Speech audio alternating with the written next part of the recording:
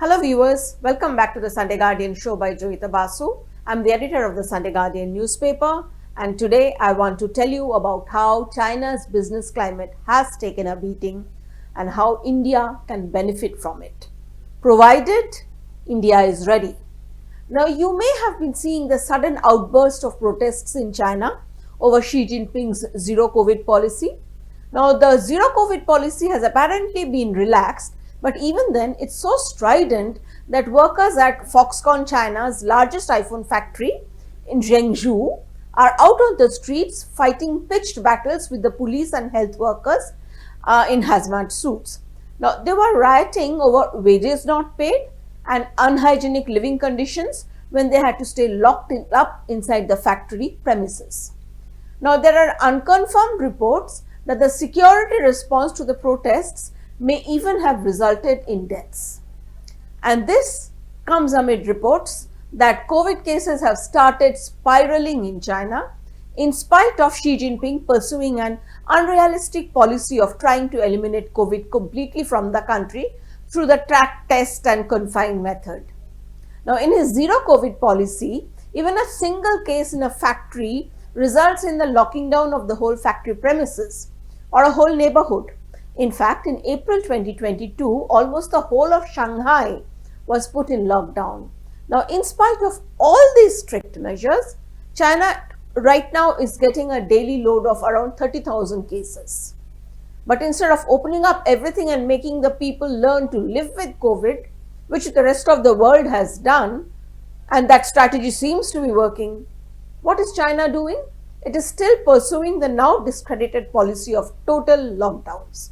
So when the rest of the world is mingling freely, when masks are about to become a thing of the past, the Chinese are going back into strict lockdowns, with speculation that this dire situation will continue well into the next year.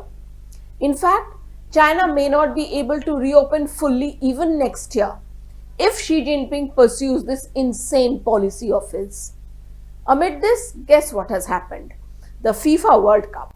Now that the World Cup is going on, reports are that the Chinese are shocked to see on television thousands of maskless spectators enjoying the matches in Qatar, celebrating while not maintaining any social distancing. Now, reports say, there are media reports that say that this is adding to the COVID fatigue of the Chinese and driving them into depression. Now, there is an air of dread hanging over their cities, the fear that any minute they will be ordered inside and everything will be shut down. All this is taking a huge toll on the people, the city, everything. Now, according to news reports, Xi Jinping's COVID containment policy has hit around 20% of China's economy negatively at present.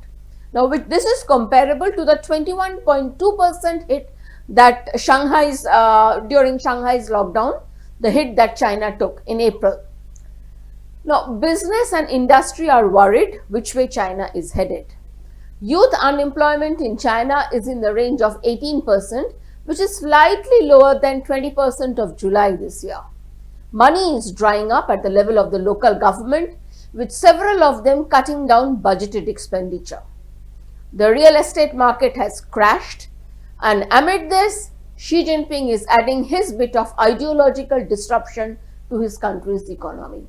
In his pursuit of common prosperity, apparently for reducing the gap between the rich and the poor, Xi Jinping has taken the hatchet to sector after sector, starting with information technology.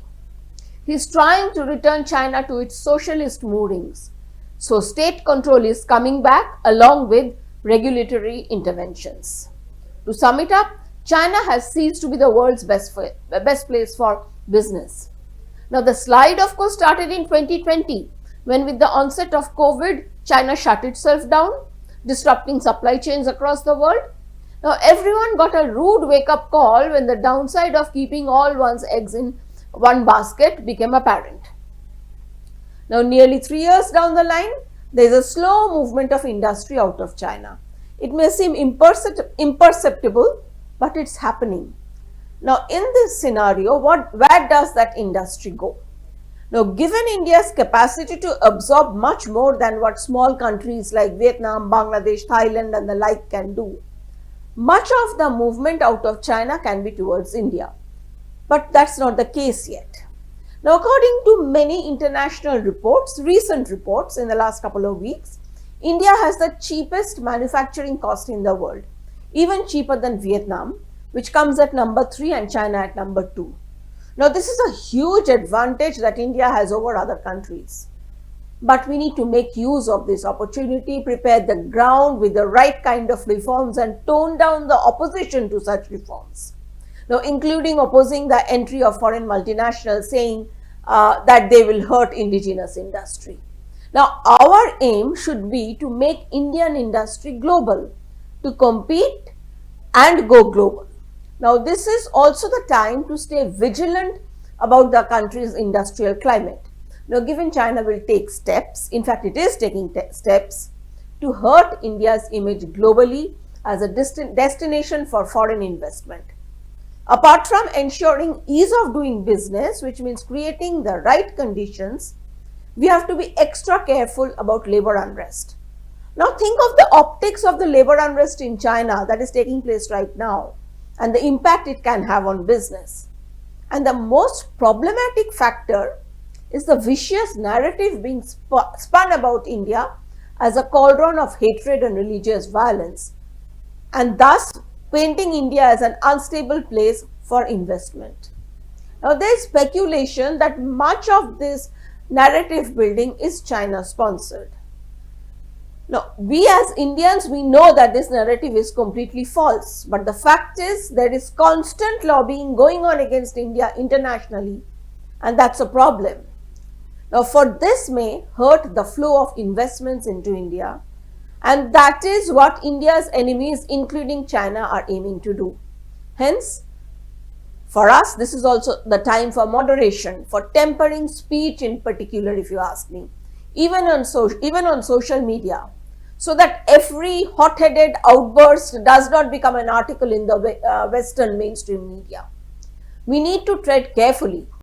This is India's time, but we should not blow it. Thank you for watching. Until the next time.